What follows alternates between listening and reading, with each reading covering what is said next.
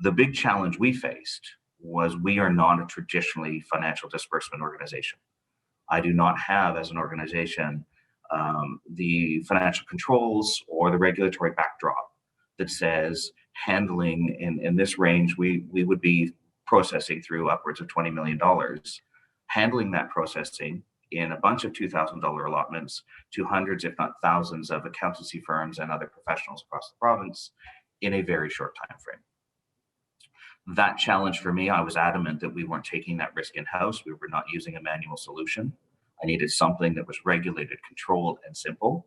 I also, because it was a standalone program, we needed something that did not invite a temporary workforce into our core systems and programs. And that's where SparcPay became the ideal solution for us. The deployment was quick.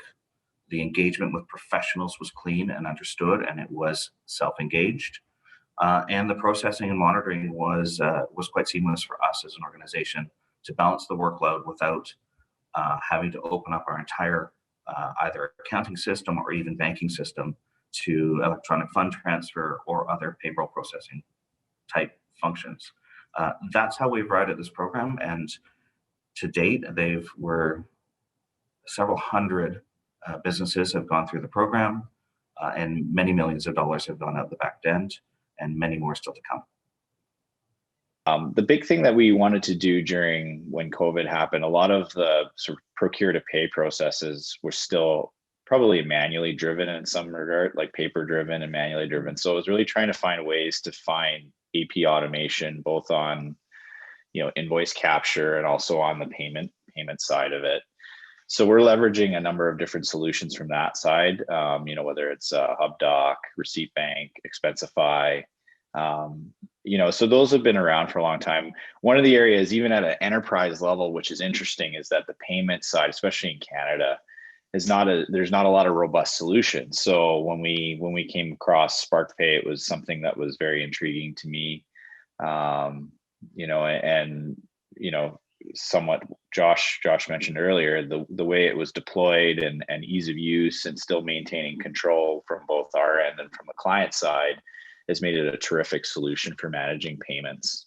Obviously, over the years, we saw checks decline. Personal checks pretty much gone away, right? We use our phones now. Big business, typically the checks have gone away. They're using EDI, but there's this huge middle ground of small to medium enterprises that are still paper-based and using checks to the tune of about 500 million checks a year just in Canada. So that's where the idea for SparcPay came from, was a way to eliminate that B2B, business to business friction and help small to medium businesses move into the digital world. Now, we launched this accelerator as part of a mission to help our small business customers with their financial health during COVID and beyond. And you were included as part of the program.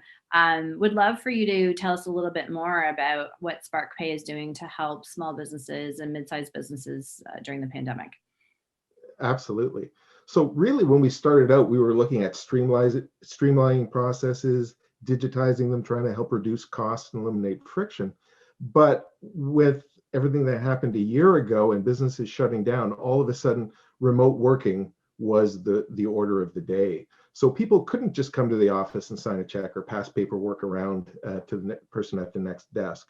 So really, I think that's where digital became absolutely critical. And that's where we really tried to do everything we could to put these tools into the hands of the people that needed them in order to keep their core functions running during the pandemic.